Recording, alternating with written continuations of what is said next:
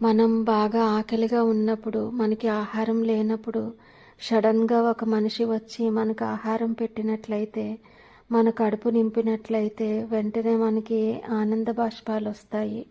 మనకి అన్నం పెట్టిన మనిషిలో మనకు అమ్మ కనిపిస్తుంది. అదేవిధంగా మనకి ఎంతో కష్టం వచ్చి మనము ఎవరిని అడిగినా కూడా మనకి సహాయం లభించినప్పుడు, మనం అడగకుండా ఒక ఆపద్బాంధవుడిలాగా ఎవరైనా వచ్చి మన సహాయాన్ని తెలుసుకొని మనకి సహాయం చేసినప్పుడు మన హృదయంలో ప్రతి అణువణువున కూడా కృతజ్ఞతా భావం నిండిపోతుంది.